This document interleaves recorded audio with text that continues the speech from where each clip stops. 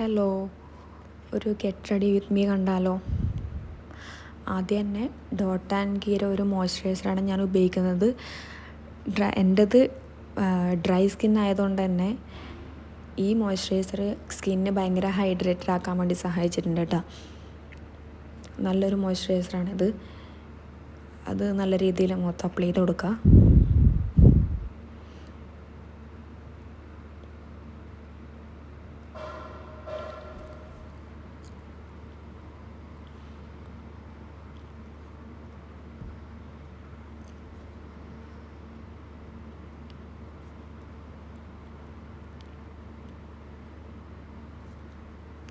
അടുത്തത് ലോട്ടസിൻ്റെ സൺസ്ക്രീനാണ്. ഇതും മുഖത്ത് നല്ല രീതിയിൽ അപ്ലൈ ചെയ്ത് കൊടുക്കുക.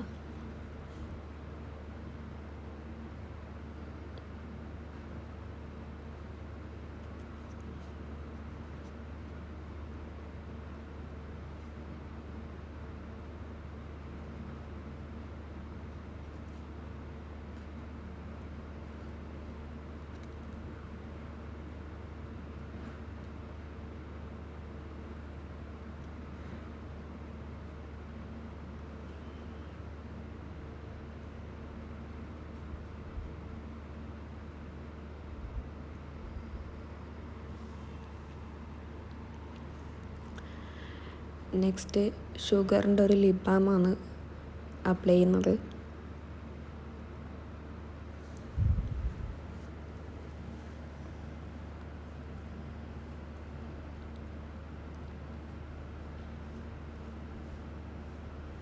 അടുത്തത് മിലാപ്പ് എന്ന് പറഞ്ഞൊരു ബ്രാൻഡിൻ്റെ ഐലൈനറാണ്. ഫോൺ നോക്കി ഇടാൻ പറ്റാത്തതുകൊണ്ട് ഞാൻ മിറർ നോക്കി ഇട്ടിട്ട് വന്നു കേട്ടോ. അതുപോലെ അടുത്തത് ഡാസിലറിൻ്റെ ഒരു ലിപ്സ്റ്റിക്കാണ് ഉപയോഗിക്കുന്നത്. ലിപ്സ്റ്റിക്ക് ഉപയോഗിക്കുന്നതിന് മുന്നേ ലിപ് ലൈനർ വെച്ചിട്ട് ഒന്ന് വരഞ്ഞു കൊടുക്കലുണ്ട്. പക്ഷേ ലിപ് ലൈനർ എൻ്റെ പുത്രി എടുത്ത് കളിച്ചിട്ട് കാണാണ്ടാക്കി. അതുകൊണ്ട് നമുക്ക് ലിപ്സ്റ്റിക്ക് വെച്ച് അഡ്ജസ്റ്റ് ചെയ്യാം.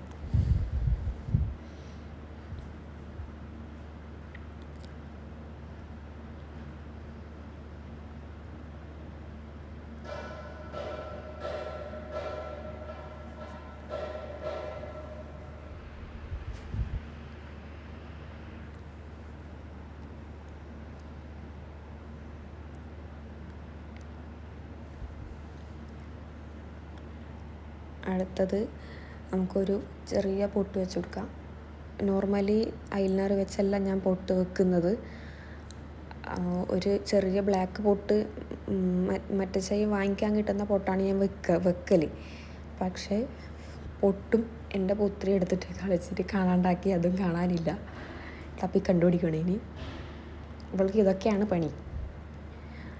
നെക്സ്റ്റ് മുടി ജസ്റ്റ് ഒന്ന് സെൻറ്റർ എടുത്തിട്ട് രണ്ട് സൈഡ് വെച്ചിട്ട് സൈഡും കൂടെ എടുത്ത് ക്ലിപ്പ് ചെയ്ത് കൊടുക്കുന്നതേ ഉള്ളൂ. വലിയ കാര്യമായിട്ട് ഒന്നുമില്ല. എണ്ണ തേച്ചത് കൊണ്ടാണ് മുടി ഇങ്ങനെ പറ്റിയതുപോലെ നിൽക്കുന്നത്.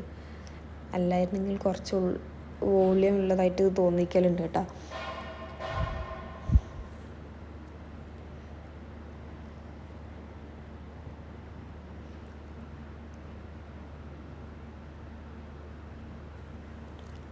സിന്ദൂരം കൂടെ വെച്ചിട്ട് നമുക്കിത് കംപ്ലീറ്റ് ചെയ്യാം.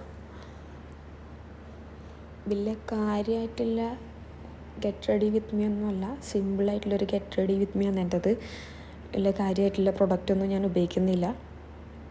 അപ്പോൾ അത്രയേ ഉള്ളൂ. ഇഷ്ടപ്പെട്ട ലൈക്ക് ചെയ്യുക, കമൻറ്റ് ചെയ്യുക, സബ്സ്ക്രൈബ് ചെയ്യുക, സപ്പോർട്ട് ചെയ്യുക. Thank you.